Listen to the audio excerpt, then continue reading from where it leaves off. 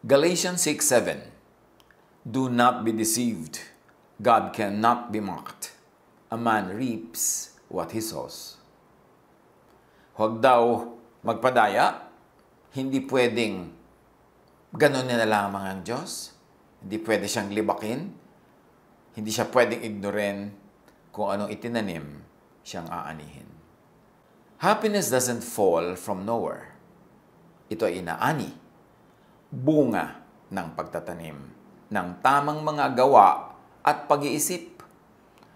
Kung masaya kaya ngayon, you did something right, you thought of something rightly sometime in the past. Kung malungkot ka ngayon, you did something not right, you thought of something not right, unless the principle of minalas ka o sinuwerte ka, the principle of time and chance, suddenly happened in your life. Ang mga tao gustong laging maging masaya. Pero anong ginagawa mo para ka maging masaya? Yan ba'y lalaglag na lang mula sa langit? O itinatanim ba para umani ng kasiyahan? You want to harvest happiness? Plant happiness. Because Galatians 6:7 says, God cannot be mocked. A man reaps what he sows. Kung anong tinatanim ng tao, siya niyang inaani. Now, how do you plant happiness? So you will harvest happiness. Love God. Trust in God. Delight in God. At yan ang isang number one step para sumaya sa buhay. Not necessarily delight in corporate religion, trust in corporate religion. That's no guarantee. Because God is not always equal to and is never equal to corporate religiosity. Corporate religion can estimate for us the teachings of God. Corporate religion can teach, can share, can inspire, can guide, but it's not equal to God. So huwag tayong mabara doon sa religion lang, sa religiosity lang, dapat makadiretso tayo to God. Psalm 37:4. Take delight in the Lord, and He will give you the desires of your heart. And here, the take delight in the Lord means do things God's way. And God's way is by way of natural law. And God's way is by the Jesus way. Dahil si Jesus ang binigyan ng kapangyarihang ipakilala ang Diyos. Sa pamamagitan niya, nagpakilala ang Diyos. So you want to be happy? You want to receive from God the delights of your heart? Take delight in the Lord. Do things God's way. Do things the Jesus way. Kasi hindi naman lahat ng religiosity na tinatawag nilang God's way, Jesus way. Maraming ang kakontra pa ng Jesus way. So how can you receive the delight of your heart from God? Isaiah 26 verse 3. Binibigyan mo ng lubos na kapayapaan ang mga may matatag na paninindigan at sa iyo'y nagtitiwala. So nagtitiwala sa Diyos, sa pamamaraan ng Diyos. And obviously, hindi naman napakaganda ng naging pagpapakilala ng Israel sa Diyos, kaya si Jesus ay kinailangang manindigan at ipakilala ang Diyos sa tamang paraan. Kaya nga sinabi sa John 1, all the goodness and all the kindness of God was revealed through Him. Psalm 19:8, the precepts of the Lord are right, giving joy to the heart. The commands of the Lord are radiant, giving light to the eyes. Kaya napakahalaga, mga kapatid, na mapaghiwalay natin yung mga precepts and teachings of religion and the teachings and precepts of God. Because there are times when religion teaches the correct precepts and teachings of God, but there are times when that's not happening. When the teachings of religion actually go against the teachings of God as revealed through Jesus. For instance, when religiosity is too legalistic, masyadong Pharisaic, therefore, hindi na yun Jesusness. Therefore, hindi na yun ang pamamaraan ng Diyos na kanyang inibig na makilala ng mga tao, kaya si Jesus ay pinagpala at ipinakilala sa atin ng Diyos sa pamamagitan ni Jesus. So, screen all precepts and commands through the Jesus filter. Anong ibig sabihin natin? Na lagi natin inuulit-ulit? Lahat ng katuruan, lahat ng kautusan, lahat ng gusto nating ipamuhay, ituro, i-share sa iba, Gusto nating i-observe sa ating buhay, mga kautusan, mga gawain, mga tradisyon, mga ritual, lahat yan, salain sa Jesus filter. At tulad na makikita natin sa lagi kung ipinapakitang simplified illustration, kung ang salaan ay may mga butas, syempre yung kasya lang sa butas na naglulusot. At kung yan ay Jesus filter, yun lang kasya sa mga butas ni Jesus ang lulusot. Yun lang nakakonforme sa kanyang standard, sa kanyang mga patakaran. Kaya lahat ng katuruan, padaanin sa Jesus filter. Lagi mo isipin, ito ba ituturo ni Jesus? Ito ba itinuro ni Jesus? Ito ba pinayagan ni Jesus? Ito ba pinigil ni Jesus? Ito ba minodify at pinalitan ni Jesus? Because Jesus came to destroy the law of Moses to set people free. Kung ang lagi mo ipinipilit yung law, di hindi yan papasa sa Jesus filter. Well, of course, may mga parts of the law na papasa. Yung mga loving, yung mga kind, pero may mga parts of the law na hindi loving. Yung mga batuhin mo ang kapwa mo, dalawa kasalanan siya, patayin mo siya, hindi yan papasa kay Jesus. So, i-filter ang lahat kay Jesus. At yung mga hindi papasa sa teaching ni Jesus, ilagay na lang sa file, isa-isang tabi, kasi dumating na si Jesus to destroy unjesusness, to destroy ungodliness. And what is godliness? As expressed through Jesus. God as explained, God as made visible through Jesus. Proverbs 16:20, whoever gives heed to instruction prospers, and blessed is the one who trusts in the Lord. So trust in the Lord, not in other personalities, not in other teachings, but in the Lord, our Lord God. At ang pagpapakilala ng Lord God, perfect through Jesus. Siyempre, doon sa mga nauna kay Jesus, mga propeta, mga teacher, may pagpapakilala rin ng Diyos. May makurang ka rin makukuha about God. Pero kung yung pagpapakilala nila, perfect na, tama na, ba't pa ipinadala sa Jesus? Para itama yung mga hindi tamang pagpapakilala. At ituloy yung mga tama. Kaya dapat nga salain Kasi may makukuha ka rin namang patuloy na pwedeng paniwalaan at ipamuhay kasi pumapasa sa Jesus filter. Ecclesiastes 2:26, to the person who pleases Him, who pleases God, meaning who do things God's way, and God's way is by natural law, and by the Jesus way, God gives wisdom, knowledge, and happiness. You want to be happy, you've got to observe natural law. God is the author of nature. God's will ang nakalabas sa will expressed through nature. Pero yung mga mag-e-exercise ka ng super faith, hindi ka kakain, tapos gusto mo buhayin ka ng Diyos, bigyan ka ng lakas, hindi ka mag-aaral, tapos gusto mo pumasa ka sa exam, hindi ka magtatrabaho, tapos gusto mo providean ka ng Diyos sa mga pagkain at mga pangangailangan mo, you are going against natural law. Because natural law says, you harvest what you plant. And when you go against natural law, you go against the lawgiver who is God. Therefore, when you don't respect natural law, you are not godly. Kahit ka madadasalin, kahit ka religyoso, kahit sa ulo mo lahat ang verses, at kahit wala ka nang ginawa kundi magkakanta ng mga hallelujah, when you don't respect natural law, you are not obeying God, you are going against God. Because God is the author of natural law. Yung hindi ka naggagamot pero gusto mo gumaling ka. Hindi ka kakain ng masustansya, hindi ka kakain sa tama. Dahil gumagawa ka ng religious activity, tapos pag nagkasakit ka, magtataka ka dyan. Pagka hindi ka naging masagana sa buhay, dinaan mo lahat lakadadasal, kagaganito, kagaganon. Pero wala kang hanap buhay, wala kang income, tapos sasabihin mo, God will provide, tapos hindi ka nabigyan, magtatampo ka sa Diyos. You've got to do it the natural law way because God is the author of natural law. How else do you plant happiness? So you'll harvest happiness. Put others before yourself, above yourself. Merong sinasabi ang science tungkol sa pagbibigay. Making others happy benefits your heart, mind, and feelings, and even thoughts.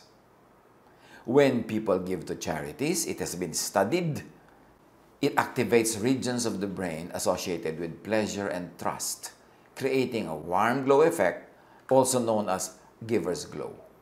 Yan ay napag-aralan ng maraming branches of science. Yung mine-measure nila ang nangyayari sa iyong brain, sa iyong mga blood pressure, sa iyong buong katawan. At yun daw gumagawa ng mabuti sa kapwa, nagkakaroon ng giver's glow. Pagka, siyempre, ang pagbibigay ay taos-puso. Bumubuti ang iyong kalusugan, sumasaya ka, and it becomes good for your health. Acts 20:34-35. Alalahanin natin ang mga salita ng Panginoong Hesus. Higit na mapalad ang nagbibigay kaysa tumatanggap. At marami nagtatanong, namimiloso po, paano naman ako naging mapalad? Ako na ngayon nawalan. Siyempre, ang mapalad yung tumanggap. Why will it be more blessed to give than to receive? Wala naman ako natanggap. Ayan, even science tells us. Pag heartfelt, pag taos puso, pag totoo ang pagbibigay, ang effect niyan sa iyong blood pressure, ang effect niyan sa iyong emotion, ang effect sa iyong kalusugan is to your benefit. So the giver is the recipient. Mapalad ang nagbibigay kaysa tumatanggap. So gusto mong sumaya, maging mapagbigay ka. Kasi merong saya na tanging ang mga givers lang ang nakakaranas, nakakaalam at nakaka-enjoy. Proverbs 11:25, a generous person will prosper. Whoever refreshes others will be refreshed. Bakit na naman? Para ka sumaya ay maging mapagbigay ka. Bukod dun sa nakikinabang ang iyong health, ang iyong emotion, ang iyong spirituality, meron pa rin isang law at work. The law of balances. Because the universe works in perfect balance. Hindi pwedeng may debit, tapos may credit, tapos walang zero balance. Kailangan balance yan. So, ang mapagbigay, tumatanggap. Ang malaking magbigay, malaki ang tatanggapin. Yung malaki ang bait, malaki rin ang kabait ang tatanggapin niya. Because a generous person will prosper. Whoever refreshes others will be refreshed. You want to be refreshed? Unahin mong i-refresh ang iyong kapwa. Hindi papayag ang universe na hindi mag-balance, hindi papayag ang universe na may utang siya sa iyo. Sino man, ano man ang ginawa mong mabuti sa kapwa, ibabalik sa iyo ng universe. Mas marami pa. Because God is no man's debtor. Hindi papayag ang Diyos na may utang siya sa tao. Kaya pag nagbigay ka sa iba, nagbigay ka sa nangangailangan, di ba? Sabi ni Jesus, ang sabi ng Diyos, pag nagbigay ka sa mga nangangailangan, sa akin ka nagbibigay. Therefore, pag nagbibigay ka sa nangangailangan, nagbibigay ka sa mga mabubuting gawa, nagbibigay ka sa Diyos, papayag ba ang Diyos na ikaw ang giver at hindi siya? Therefore, ibabalik niya lahat. Kung hindi man niya ibinalik agad, nauna na siya nagbigay, kaya ka nga nakakapagbigay. Kaya, you want to be happy? Be a giver. Be a generous person. Give to very good works. Give to deserving people. And also give to needy people who may not be deserving. How else do you plant happiness so you will harvest happiness? Pursue and keep peace. Dapat ang lagi mong hinahanap ay kapayapaan with other people, katahimikan sa workplace, katahimikan sa neighborhood, kapayapaan with family, kapayapaan with everybody na pwedeng gumawa ka ng kapayapaan. Because peace brings about happiness. Proverbs 12:20, those who promote peace have joy. Proverbs 15:30, light in a messenger's eyes brings joy to the heart, and good news gives health to the bones. You want to be healthy? You want to be happy? You want to plant happiness?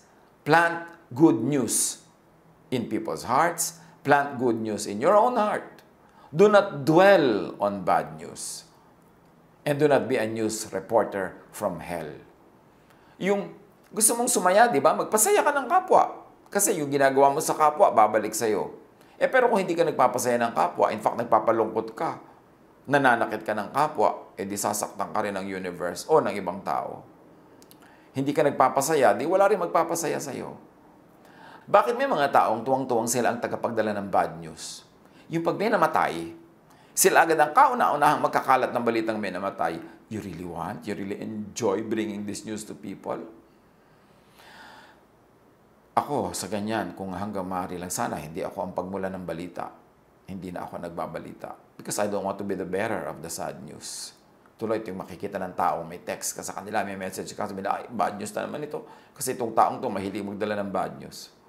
Bakit may mga taong hilig mag-share ng mga nakakatakot, mag-share ng mga nakakagulo, nakakagalit? Sinisira nyo ang emosyon ng iba, di may sisira din sa emosyon nyo because you harvest what you plant.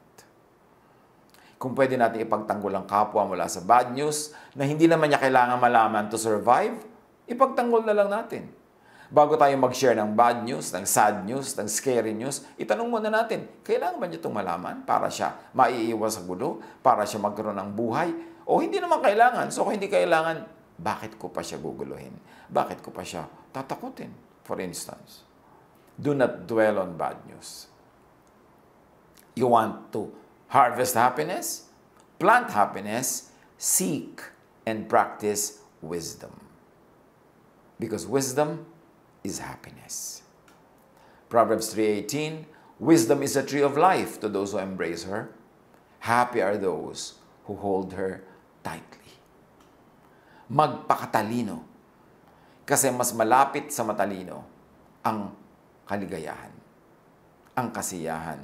Yung tunay na katalinuhan, hindi yung katalinuhan na ginagamit para mangaway, katalinuhan na ginagamit para magmalaki at magyabang. Yung tunay na katalinuhan kasi, ang bunga nun sa tao, nalalaman niya ang mga tama niyang dapat gawin, ang mga tama niyang dapat itanim para siya ay sumaya. 1 Kings 10:8, how happy your people must be, how happy your officials who continually stand before you and hear your wisdom. Pagka ang hari, ang leader, ay matalino, sabi nila, napakaligaya naman at mapalad ng mga nasasakupan mo. Kasi araw-araw naririnig nila yung karunungan na nakakapagpatalino, na nakakapagpasaya ng buhay, nakakapagpagaan ng mga bigatin. So, ang katalinuhan, nagpapasaya. So, gaano naman tayo katalino? Gaano karami ang alam natin? Dinadagdagan pa ba natin yan para mapili natin kung ano talaga ang necessary sa buhay at hindi naman necessary? How do you harvest happiness? Plant happiness. Be grateful. Ang mga taong mapagpasalamat, mas masaya. Ang mga taong tumatanaw ng utang na loob, mas masaya. Bukod dun sa practical reason, na pag may pagpasalamat sila, baka mabigyan sila uli. Pag sila ay grateful, baka magawan uli sila ng mabuti. Pero meron pang isang dahilan, and the sciences are telling us and explaining why grateful people are happy. There were groups of volunteers who kept weekly journals focused on a single topic. At ito ay isang experiment. Yung isa, ang nire-record nila, events. Yung group 2, ang nire-record nila everyday, mga hassles, problema ng buhay. At yung group 3, ang nire-record nila, gratitude. Mga dapat nila ipagpasalamat, mga ikinatutuwa nila, ganon. This group on gratitude reported feeling more optimistic and satisfied. Fewer physical symptoms of discomfort were experienced by them, from runny noses to headaches. Mga ganyang eksperimento marami sa social sciences, maging sa mga health sciences. Sabi ng Psalm 103:2-5, praise the Lord, my soul, and forget not all His benefits, who forgives all your sins and heals all your diseases, who redeems your life from the pit and crowns you with love and compassion, who satisfies your desires with good things, so that your youth is renewed like the eagles. Ang mapagpasalamat, ang mapagpuri sa Diyos, mapagpasalamat at mapagpuri sa kapwa, mapagpasalamat para sa mga nangyayari at pati sa mga hindi nangyayari, may himalang nagaganap sa kanilang buhay na naiintindihan ng science. Kaya nga science is God's last prophet, because science explains what used to be unexplainable. Naintindihan na nila yung mechanics that happen in the physical world. At pagka ang tao ay mapagpasalamat, masayahin, tumatanaw ng utang na loob, maraming nangyayari sa kanyang isip, sa kanyang katawan, maging sa kanyang blood chemistry na nagpapasaya sa kanya. Aside from the practical benefit of being thankful, na natutuwa sa iyo yung mga tao, lalo kang tutulungan, lalo kang bibigyan. Kung hindi ka marunong magpasalamat, hindi ka marunong tumanaw, hindi ka marunong magsukli, kakadalaan ka. So, kumukonti ang magiging source of happiness mo. Galatians 6:7, you cannot fool God, so don't make a fool of yourself. You will harvest what you plant. If you plant goodness, you harvest goodness. If they plant gratitude, they will harvest its fruit. Another way to plant happiness, get and keep connected with the right people. Invest in good relationships. Because good relations keep us happier and healthier, at marami na rin mga social experiments, medical experiments, psychological, psychiatric experiments that confirm that. Proverbs 27:9, perfume and incense bring joy to the heart, and pleasantness of a friend springs from their heartfelt advice. So pagka meron kang marami mga kaibigan, kahit hindi marami, pero quality, yung kanilang mga advice, mga salita nila, nagpapagaan ng buhay, nagpapasarap ng buhay. Proverbs 14:7, stay away from a fool, for you will not find knowledge on their lips. So invest in good relationship with good people, hindi with foolish people, hindi with bad people who will ruin you and ruin your personality. At syempre pa, enjoy life with people you love. Ecclesiastes 9:9. Enjoy life with your wife, or of course its equivalents, whom you love all the days of this life. Sino ang mahal mo? Sikapin mo na siya ang kasama mo, kasalo mo sa buhay. Kaya ipinaglalaban yan. Maghihiwalay ba kami, maglalayo, pero mas maraming kita? O konti lang ang kita, pero magkasama kami? You've got to do the math. Kung alin ang tunay na mahalaga at magiging mahalagang factor sa buhay mo para ka sumaya. How do you plant happiness? Get rid of anger and hatred. Luma na yan, pero i-apply na natin. Please lang, di ba? Alisin na natin yung galit, yung hatred, lalo medyo matanda ka na. Tama na. Hindi ka pa ba nakakakota sa galit? Lagi ka pa rin magagalitin, matatampuhin, marami kang sama ng loob, marami kang hinanakit. Tama na yan. Kasi, pag nag-iisip ka ng masama laban sa kapwa, may nararamdaman kang masama laban sa kapwa. Kaya may gawin kang masama sa kanya, meron pa rin masamang effect sa'yo. Psalm 37:8, refrain from anger and turn from wrath. Do not fret. It leads only to evil. Huwag daw magalit, huwag mapuot, at huwag magmaktol-maktol dyan. Ang kakawian lang yan, masama. Ephesians 4:31-32. Alisin na ninyo ang lahat ng sama ng loob, puot at galit. Huwag na kayong mambubulyaw, manlalait at mananakit ng damdamin ng kapwa. Sa halip, maging mabait kayo at maawain. Mapagpatawad kayo sa isa't isa, tulad ng pagpapatawad sa inyo ng Diyos dahil kay Kristo. Marami pa pang pwedeng gawin para sumaya. Marami pang butil at buto ng kasiyahan na pwedeng itanim para umani ng kasiyahan at kasayahan. But for now, yan munang 7 yan. Magawa lang natin siguro kahit kalahati yan. Ang laki-laki na ng tataas sa ating happiness quotient. Paano pa kung ginawa natin lahat at dinagdagan pa natin? Tandaan mo, malungkot ka because somewhere along the way, nag-isip ka, may ginawa ka na ang ending yung lungkot mo ngayon. Masaya ka dahil somewhere along the way, may inisip ka, may ginawa ka, may itinanim ka na ang bunga ay yung kaligayahan mo ngayon. At habang tayo ngayon ay andito sa present na ito, nagtatanim pa rin tayo para sa bukas, para sa next week, next month, next year, sa mga darating na panahon. Anong itinatanim natin? Happiness ba? O loneliness? Nag-i-invest ba tayo to be happy? Or foolishly investing to be lonely at the end? Or in the end? Ano talaga ang itinatanim natin? Tandaan nyo, ang inaani, yun kasi ang itinanim. Consciously, prayerfully, wisely, plant seeds of happiness so that you will harvest fruits of happiness in your life. God bless us all.